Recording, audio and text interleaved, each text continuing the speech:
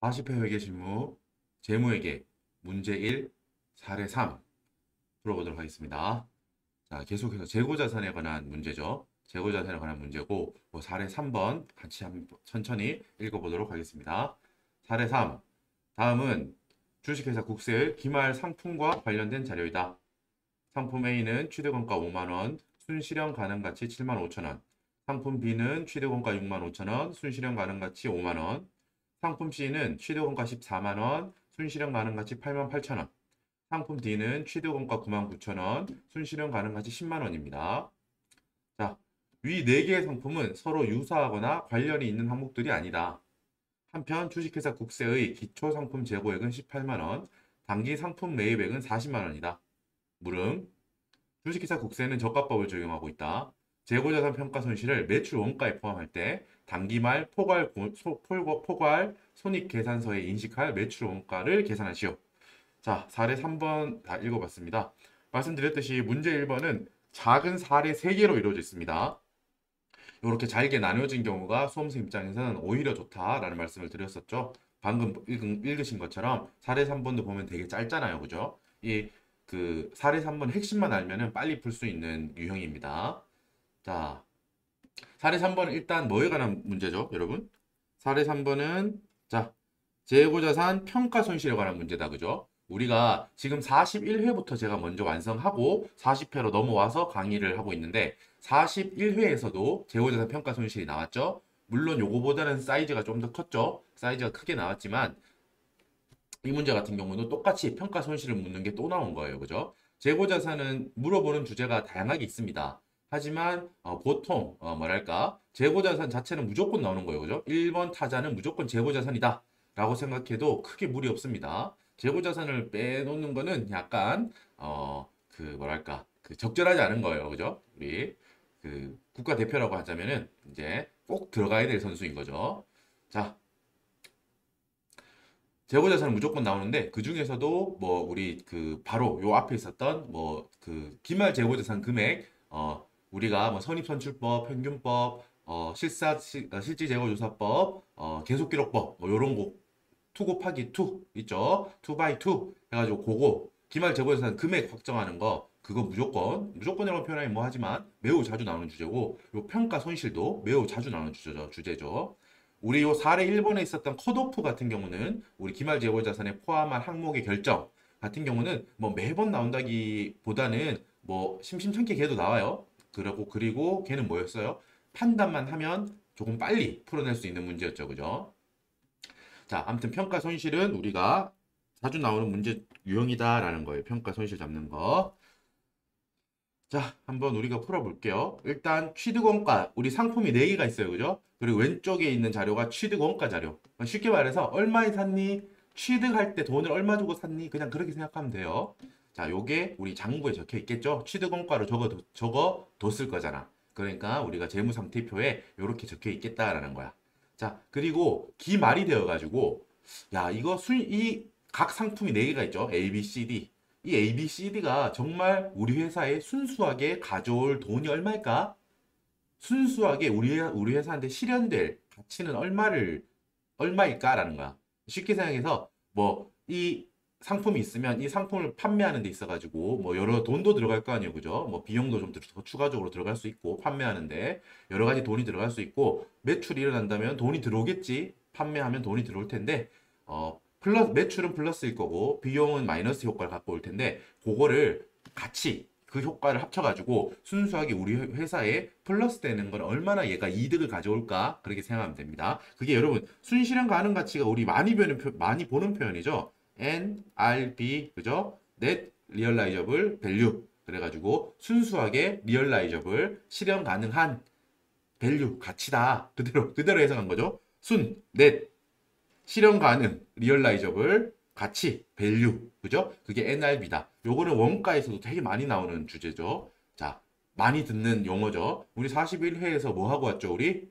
그죠? 결합 원가 배부할 때, 그 결합 원가를 배부할 때 무슨 기준으로 했었어? 이번에 41회에서는, 그죠? 순실현 가능 가치법을 했었어. 순실현 가치법. 같은 표현입니다. 그걸로 했었습니다. 어렵게 생각할 필요가 없고요. 우리 회사에 순수하게 얘가 얼마만큼의 이득을 가져다 줄까라는 거야. 그죠? 매출액은 그만큼 회사에 현금을 플러스 할 거고 뭐 추가적으로 뭔가 비용이 들어간다면 그만큼은 회사에 마이너스 효과가 있을 거 아니에요. 그죠? 그거를 같이 고려했을 때 매출은 100원, 비용이 추가적으로 10원이 들어간다. 그럼 순실현 가능 가치는 그냥 90원이다. 이런 말입니다. 판단해 보겠다는 거야. 상품 A, B, C, D 있는데 얘들은 장부에 5만원, 6만 5천원, 14만원, 9만 9천원 이렇게 적혀 있어요. 취득원가로 적기 때문에 그죠? 취득원가로 이렇게 장부에 적혀 있습니다. 얘들이 각각 회사에 상품 A는 얼마만큼의 가치를 가져다 줄까? 얼마만큼의 현금을 가져다 줄까? 그렇게 생각하면 쉬워요. 자, 그걸 한번 판단해 봤다는 거야. 회사가. 그 각각 수치가 이렇게 나왔다는 거지. 7만 5천 원, 5만 원, 8만 8천 원, 10만 원. 이렇게 나왔다는 거예요.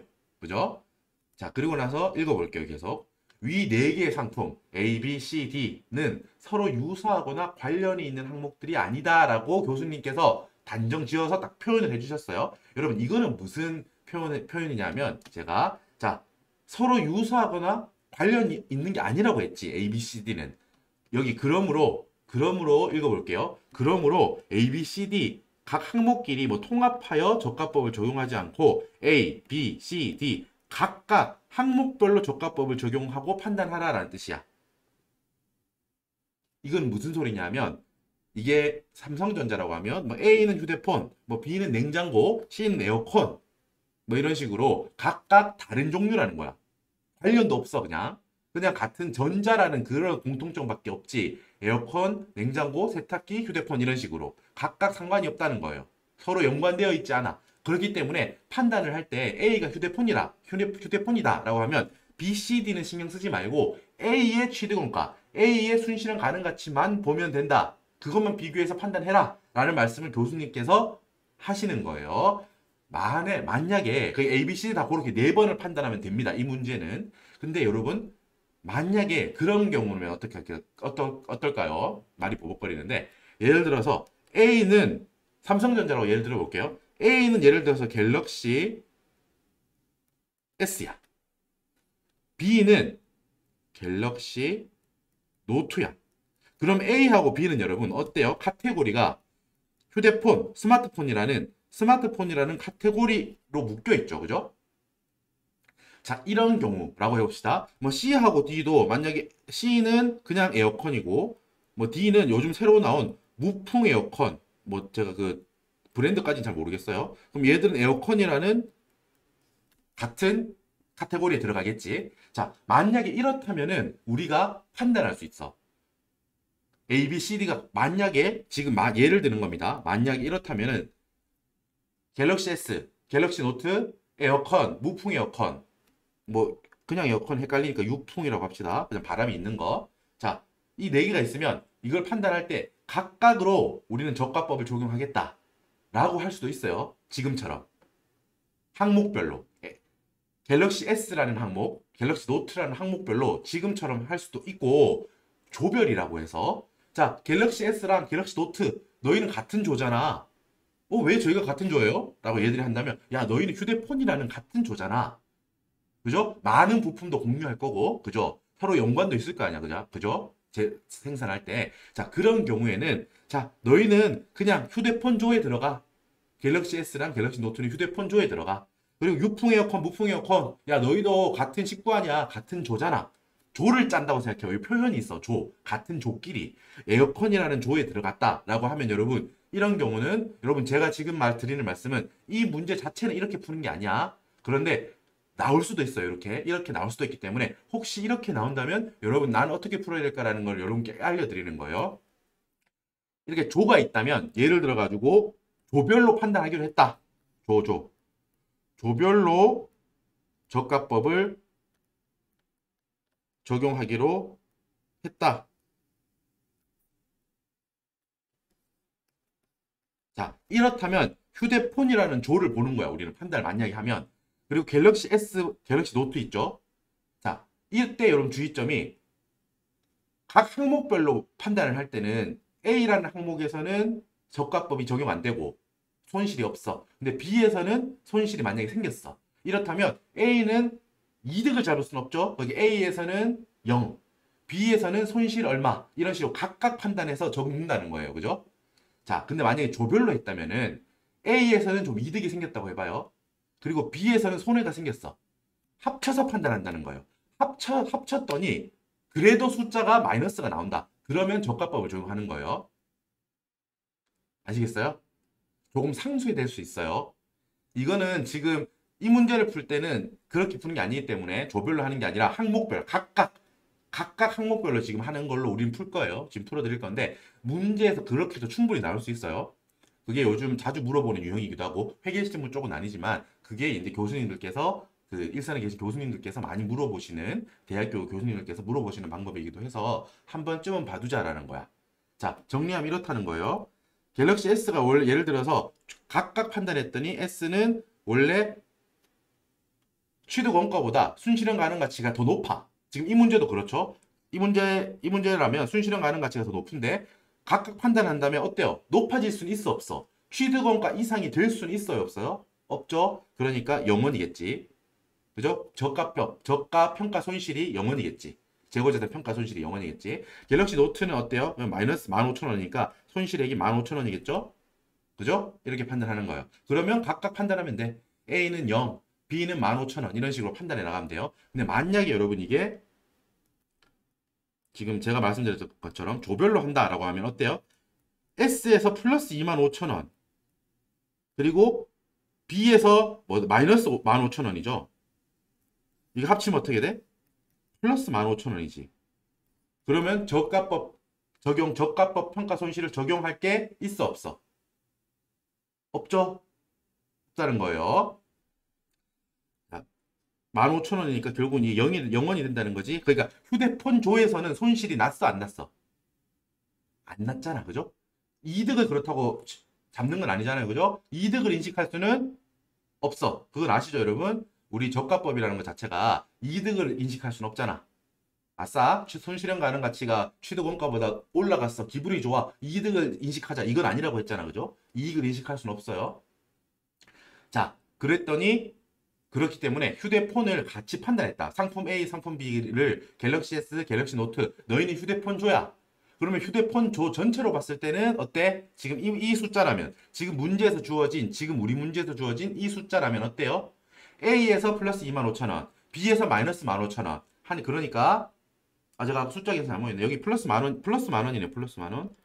플러스 만 원이구나까지 생각을 하고 플러스 만이라고 적으면 안 되잖아. 0이라고 생각해야죠. 휴대폰 조에서는 저가법 적용할 게 없구나. 갤럭시 S는 좀 올랐고 갤럭시 노트는 떨어졌지만 갤럭시 노트 떨어진 걸 갤럭시 S 쪽에서 전부 다 플러스 되고도 남기 때문에 더 이득을 인식할 수는 없지만 0이다. 평가 손실은 0이다. 이런 식으로 판단할 수도 있습니다. 여러분 제가 지금 잠깐 말한 거 있죠. 한 5분 동안 요 말한 거 조별로 판단하는 거 조별로.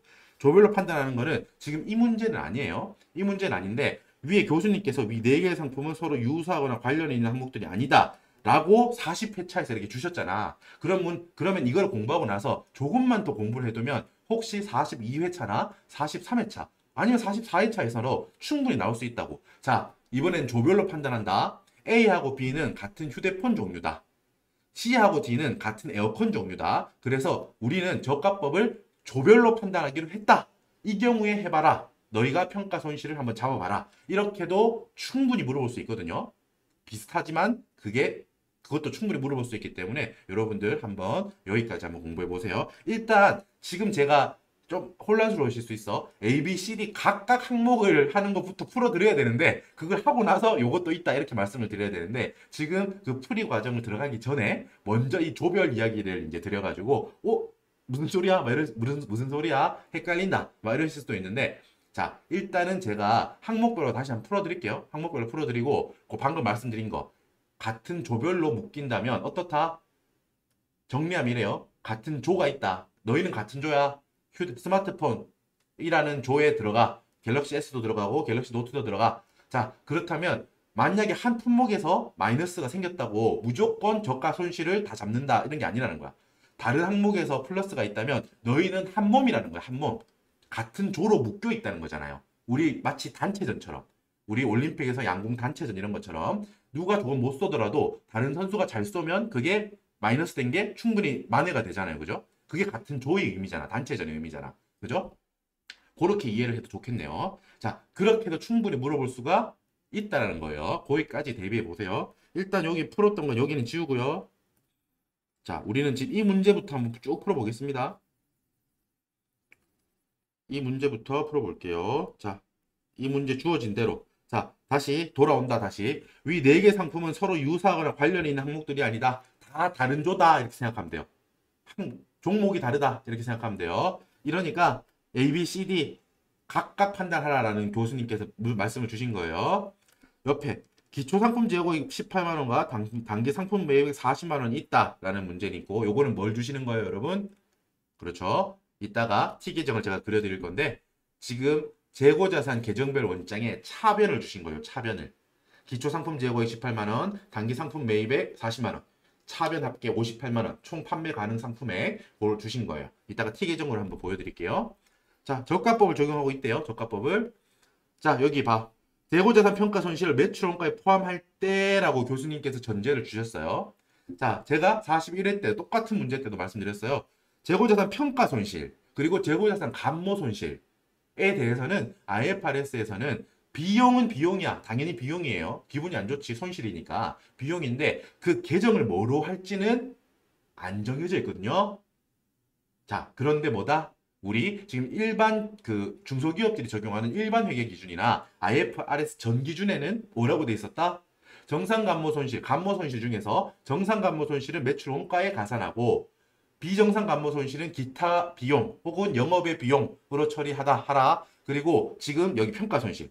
평가 손실은 뭐다? 매출 원가에 가산하라. 즉 정리하면 정상 감모와 평가 손실은 정상 감모 손실과 평가 손실은 매출 원가에 가산하라.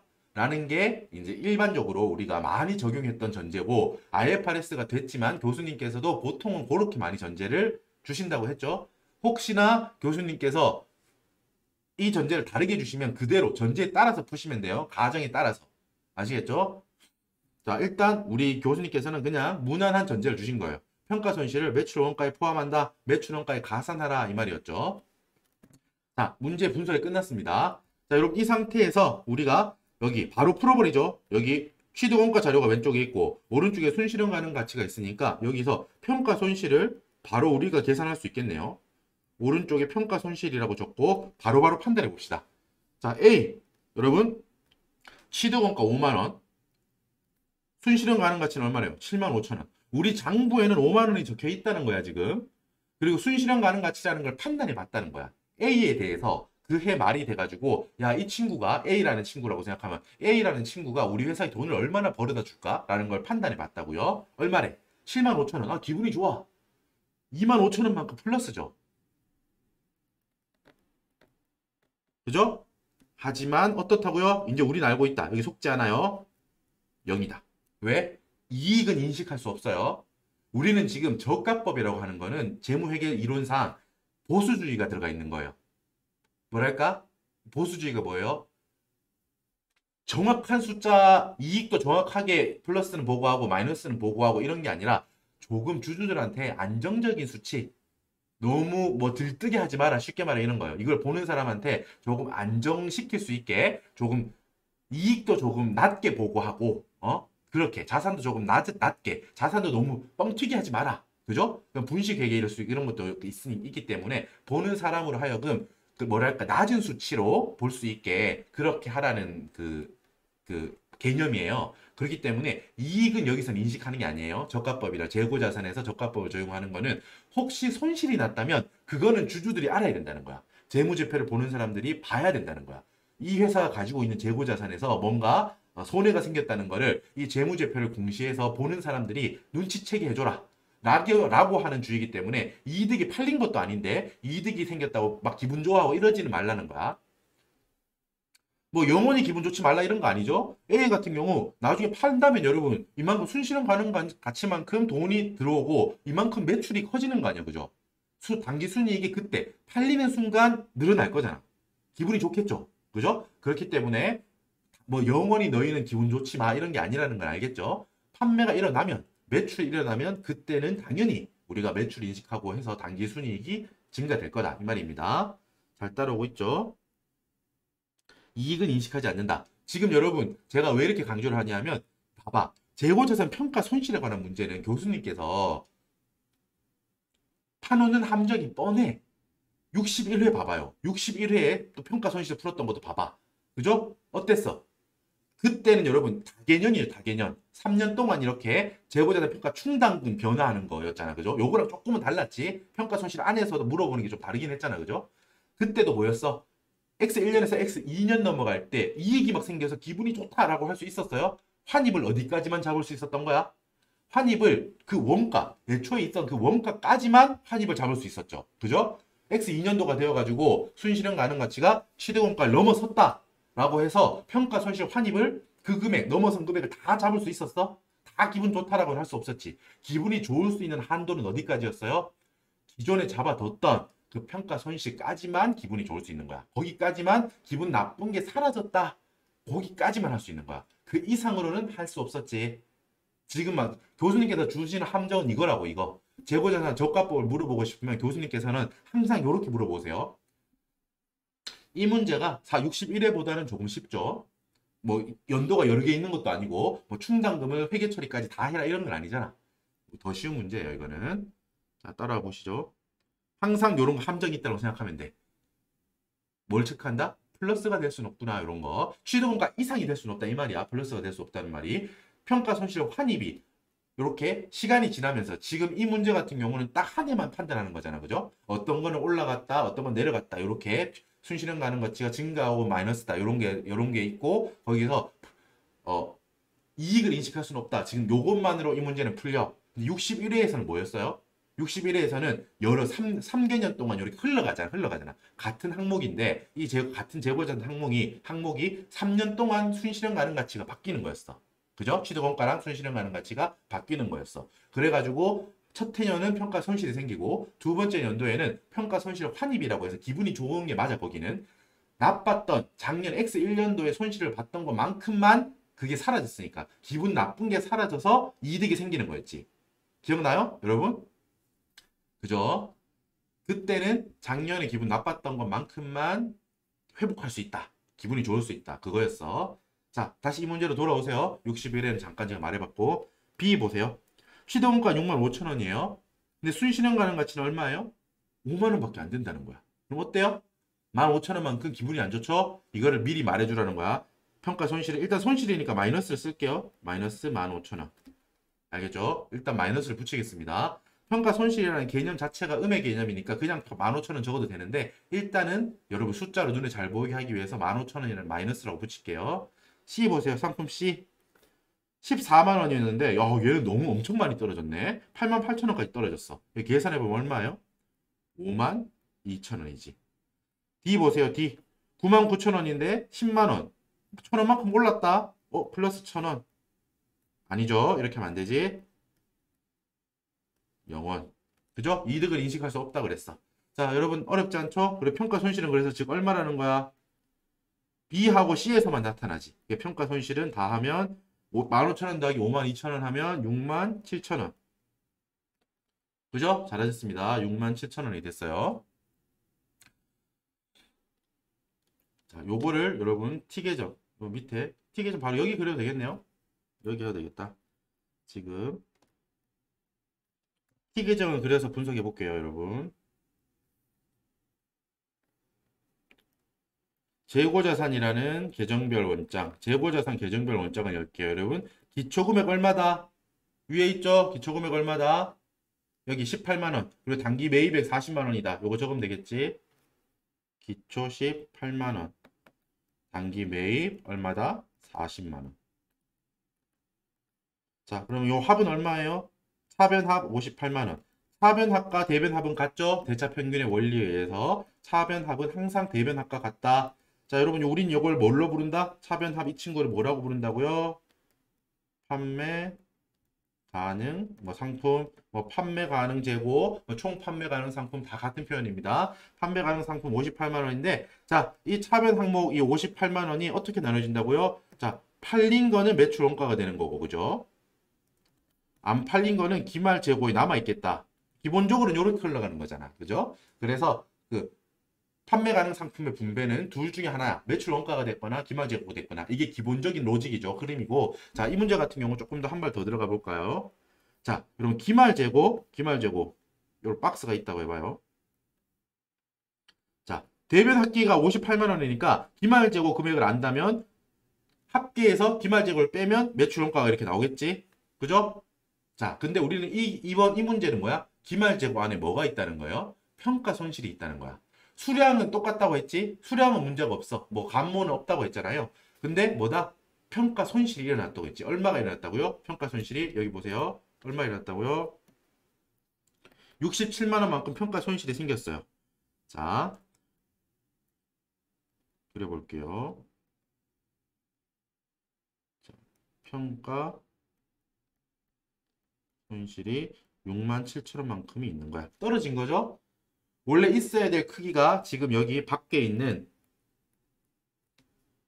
이 네모 크기 있죠? 지금 밖에 있는 이 네모 크기가 뭐다? 원래 평가 손실이 없었다면 되었을 기말 재고자산 금액이잖아. 근데 얘가 가치가 67,000원만큼이 내려갔죠? 그 내려간 걸 표현한 거야. 평가 손실 67,000원. 자, 계정으로 표현하자면 여러분 평가 손실이면서 뭐다 이게?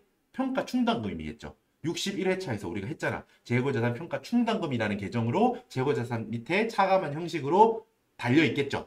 그죠? 같은 표현입니다. 지금은 평가 충당금이다. 67,000원이 있다라는 거예요. 자, 여러분 지금 이거를 아는 것도 중요해요. 지금 여기 지금 제가 이 박스 이 형광펜 진한 검정 형광펜 박스의 금액을 알아야겠지. 얼마죠, 여러분? 이걸 보면 돼. 이거야. 취득원가. 저가법을 적용하지 않았을 때의 기말 재고자산 A, B, C, D 취득원가 그냥 합한 거. 5만 원 더하기 6만 5천 원 더하기 14만 원 더하기 9만 9천 원. 해보세요. 계산기로. 5만 원, 6만 5천 원, 14만 원, 9만 9천 원 이거 다 더하면 얼마다? 35만 4천 원이에요. 그죠? 이게 뭐다? 아, 기말 재고자산인데 어떤 수치다? 취득원가 그대로 적은 거예요. 재고자산 평가 손실을 반영하지 않은, 즉 평가 충당금이 차감되어 있지 않은 그 숫자입니다. 35만 4천 원. 이게 35만 4천 원이라는 거죠. 오케이? 확인됐습니다. 자, 여러분 35만 4천 원에서 그렇다면 평가 손실이 반영되고 나면 자, 재고자산, 기말 재고자산은 이렇다는 거지. 기말 재고 숫자로 나타내자면 35만 4천 원. 그리고 여기 뭐다? 평가 재고자산 평가 충당금 얼마다 이게? 차감한 형식으로 6만 7천 원. 그럼 이게 얼마죠? 계산해 봅시다. 35만 4천 원 마이너스 6만 7천 원 해보세요. 얼마다? 28만 7천 원. 28만 7천 원이다. 자, 여기 밑에 숫자를 적으면 되겠지. 원래 큰 박스, 진한 네모 박스에서 그게 35만 4천 원만큼 취득원가인 기말재고자산인데 거기서 평가 손실 6만 7천 원을 인식했더니 순수하게 남아있는 건 얼마야 이제? 28만 7천 원이라는 거예요. 그죠? 자, 여러분 여기까지만 풀면 사실 바로 답이 나오는데 우리가 보통 뭐 일단 계속 말해볼게요. 자, 이제 그럼 매출원가 위에 있는 칸이죠. 위에 있는 칸. 이 매출원가 여기는 얼마예요, 여러분? 여기는 얼마다? 어떻게 알 수 있어요? 58만 원이죠, 여기. 총 합이 58만 원이야. 그리고 이 진한 네모 박스, 진한 검정 네모 박스가 35만 4천 원이죠. 빼보세요. 58만 원 마이너스 35만 4천 원. 하면 얼마야? 22만 6천 원이 뭐다? 평가 손실을 반영하지 않은 매출원가. 동의하시죠? 뭐다? 평가 손실을 반영하지 않은 순수한 의미의 매출 원가였다는 거죠. 팔려나간 거. 자, 근데 우리는 어떻게 하기로 했어? 문제에서 봐봐. 여기. 교수님께서 재고자산 평가 손실을 매출 원가에 포함한다라고 했어. 매출 원가에 가산해주란 말이야. 매출 원가에 더해주란 뜻이에요, 이게. 그러니까 매출 원가, 원래 순수한 의미의 매출 원가는 22만 6천 원. 거기다가 뭐다? 평가 손실 6만 7천 원도 매출 원가로 가산해주라고 했죠. 이거 두 개 더하면 답이에요. 22만 6천 원. 더하기 6만 7천 원. 정답은 얼마다? 29만 3천 원. 여기 이거 정답 29만 3천 원. 정답이에요. 자, 아까 전에 제가 뭐 한 번에 구할 수 있다는 건 무슨 의미냐면 이런 거죠. 지금 봐봐. 그림을 보세요. 오른쪽에 이렇게 보면 대변 합계는 58만 원이죠. 1번. 그리고 지금 이 검정색 박스, 큰 박스 35만 4천 원이었고 평가 손실 6만 7천 원이잖아. 그래서 순수하게 남아있는 요 재고자산의 가치는 얼마라고 했지? 요거죠, 요거. 28만 7천 원이었죠. 28만 7천 원. 그죠? 이거잖아, 이거. 같은 거잖아, 지금. 28만 7천 원. 자, 그러면 58만 원에서 이 순수한 28만 7천 원, 순수한 재고자산의 가치만 바로 빼봐요. 그럼 29만 3천 원이 바로 나오죠? 뭐 이건 당연한 거야, 그죠? 지금 그림으로 보여지잖아. 지금 1번에서 총액 58만 원, 이걸 1번이라고 하고 28만 7천, 요 순수한 28만 7천 원, 요거 작은 파란색 박스 28만 7천 원을 빼면 나머지가 뭐다? 나머지가 위에 있는 여기 말하는 거잖아요, 여기. 그죠? 3번. 한 번에 뽑아낸 거죠. 방금 아까 전에 제가 설명드렸던 방식은 자, 원래 매출원가 22만 6천 원이고요. 거기다가 새로 평가 손실 6만 7천 원도 매출원가로 봅니다. 라고 했잖아. 요 두 개를 더하는 방식으로 29만 3천 원을 뽑아낸 거고 그냥 우리가 발라내듯이 총액은 58만 원이야. 1번. 그 중에서 매출원가 아니네. 원래 매출원가 팔린 거 위에 박스 22만 6천 원. 그리고 밑에 평가 손실 너도 매출원가로 갈 거잖아. 그럼 결국 뭐만 빼면 다 매출원가인 거예요? 요 28만 7천 원짜리 요 2번 박스만 빼면 나머지는 다 3번 매출원가다라는 거야. 뭘로 해도 상관없어요. 어떤 방식으로든 여러분께서 헷갈리지만 않으면 된다는 거야. 자, 여러분 됐죠? 네, 이렇게 이제 해서 사례 3번 풀이 마치겠습니다. 이 문제 같은 경우는 뭐 회계 처리를 하라던 문제는 아니었고 그래서 재고자산 평가 충당금이 뭐 나오거나 하진 않았죠, 계정이. 하지만 우리는 뭐까지 할 수 있다? 61회 회차. 지금 혹시 이 클립만 들으시는 분이 있을 수 있잖아. 그래서 제가 연결을 해드리는 거예요. 재고자산 적합법 같은 경우는 이 문제처럼 한 개 연도에 여러 항목을 지금처럼 이렇게 주고 각 항목을 판단하라. 이런 유형이 하나 있고 지금 우리 61회에서 본 것처럼 뭐다? 같은 한 항목을 하나 주고 얘를 X1년, X2년, X3년, X4년 뭐 이런 식으로 다개년도로 흘러가는 걸 물어볼 수도 있어. 얘가 첫 해년도에는 손실이 생겼다, 너. 그리고 두 번째 년도에는 요거 좀 회복이 됐다. 그리고 그 회복은 어떻게 하기로 했어? 재고자산 평가 손실 환입은 매출원가에서 차감하기로 했다, 너. 그거 알고 있니? 라고 교수님께서 물어보시는 거야. 그리고 그 환입은 어디까지 할 수 있을까? 한도가 있겠지? 어딘지 아니? 어디까지였어? 취득원가까지만. 취득원가를 넘어서서 이득을 잡을 수는 없다고 했잖아요. 기분이 좋아지는 건 어디까지만? 과거 X1년도에 기분이 안 좋았던 그 평가 손실액까지만 회복할 수 있다. 그런 거를 물어보셨던 거예요. 61회에는. 같은 평가 손실 문제라도 60회에서 물어보는 것과 61회에서 물어보는 게 다르죠. 자, 그렇다고 무슨 평가 손실에 관한 뭐 안에 있는 주제가 소주제가 무슨 10개, 20개 있는 건 아니야. 알겠죠? 몇 회차를 풀어봐야 된다고. 그래서 제가 여러분 저기 저 앞에 60회 풀기 전에 몇 회분을 보라고 했잖아. 기출을. 이렇기 때문에 그런 거예요. 전형적인 거야 이게. 같은 재고자산 문제라도 61회에서는 뭐였어요? 뭐 계속기록법이면서 뭐 평균법, 실질재고조사법이면서 평균법 뭐 이런 거 물어봤다면 다음에는 선입선출법이면서 평균법을 물어볼 수 있는 거고. 그러죠? 다양하게 유형을 4개를 섞어서 2 곱하기 2, 4개를 다 물어보는 게 회차별로 다르다고 했잖아. 재고자산 평가 손실도 마찬가지야. 유형이 몇 개가 있는데 그거를 회차마다 계속 똑같은 걸 물어보진 않는다고. 물어보는 주제는 평가 손실이라는 똑같은 주제를 물어보더라도 이번에는 한 해, 지금 이 문제 같이 이 문제처럼 한 해만 묻겠다. 대신 여러 항목을 묻겠다. 그죠? 그리고 제가 아까 뭐 있었어? 지금 요렇게 한 해를 물어보고 요렇게 상품을 여러 개 준다면은 아까 뭐가 또 있다 그랬어? 그거까지 공부하셔야 돼 이제. 아까 했던 거 한 번만 말하고 갈게요. 연도색으로 말하고 가자. 아까 A하고 B가 상품 A는 갤럭시 S, 상품 B는 갤럭시 노트라고 했어요. 자, 이 경우라면 A는 같은 조다. A하고 B는 같은 조다. 스마트폰이라는 같은 조에 속했다. 자, 이렇다면 자, 너희 항목 A 항목, B 항목 따로따로 하지 말고 조별로 스마트폰이라는 같은 조로서 이 적합법을 판단해 봐 라고 교수님께서 다음에 충분히 물어볼 수 있겠죠. 같은 숫자를 주고도 그렇게 물어보면 답이 달라져요. 아까 이 스마트폰 조에서는 여러분 손실이 났어, 안 났어? 안 났죠? 갤럭시 A, 상품 A라는 갤럭시 S에서는 플러스 25,000원. 상품 B, 갤럭시 노트에서는 마이너스 15,000원. 같은 조니까 갤럭시 노트의 마음 아픈 마이너스 15,000원을 갤럭시 S에서 플러스가 됐잖아. 플러스 25,000원. 합치니까 플러스 만원. 자, 오케이. 그렇다고 플러스 만원을 인식할 순 없어. 기분이 나쁘지 않은 정도로 0인 거야. 평가 손실은 0이다. 이렇게 판단하는 거라고. 요것도 충분히 물어볼 수 있겠죠. 여기까지 해두세요. 공부할 때. 다음에 충분히 여기까지 물어볼 수 있습니다. 자, 여러분, 뭐 잔소리 좀 했어요. 그러니까 한 회차만 하면 그 제가 말씀드렸죠. 회차별로 이렇게 늘려가야 돼, 공부를. 알겠죠? 그러니까 조금만 잔소리 더 하면 아까 뭐 제가 말할 때 뭐 재무 그 재무회 그 회계실무 같은 경우는 뭐 4회차분, 5회차분 정도 그렇게 잘 돌리면은 뭐 거의 뭐 수험생 입장에서는 더 이상 하기 어려울 정도로 충실하게 준비한 거다라고 생각을 하고 있다고 말씀드렸죠. 이런 식으로 준비를 하면 돼요. 자, 그 대신 분석을 해야겠지. 그냥 막연하게 숫자만 하는 게 아니라 61회에서는 재고자산 평가 손실이 다개년도가 나왔고 한 품목이 다개년도가 나왔고 60회에서는 평가 손실이 한 해년도의 다양한 항목이 나왔고 요걸 항목별로 물어봤구나. 이런 식으로 분석이 돼야겠지. 같은 공부를 하더라도. 그래서 다음 회차 여러분 이게 또 나올 수도 있어. 요건 똑같이 나올 수도 있고 61회랑 똑같이 나올 수도 있어. 다음 회차에. 62회든 3회든 4회든 5회든 마찬가지입니다. 60회가 아니죠. 이거 착각했어.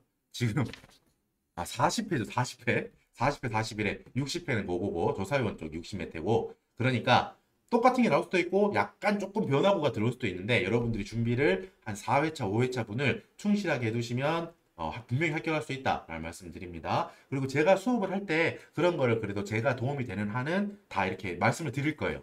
요게 저 회차에서는 이렇게 나왔고, 우린 요렇게 준비했으니까, 우리 요 두 개 정도만 갖고 갑시다. 아니면은 추가로 하나 정도 더 이렇게 주제를 합쳐서 같이 가지고 갑시다. 이런 식으로 가능한 한 정리를 해드릴 테니까 강의도 어느 정도는 잘 이제 이용해 주시면 고맙겠습니다. 도움이 되실 거예요. 자, 5분 동안 또 잔소리가 길어졌는데 자, 여러분 마치겠습니다. 네, 잠깐 쉬었다가 문제 2번에서 뵐게요. 수고하셨습니다. 구독, 좋아요 눌러주세요.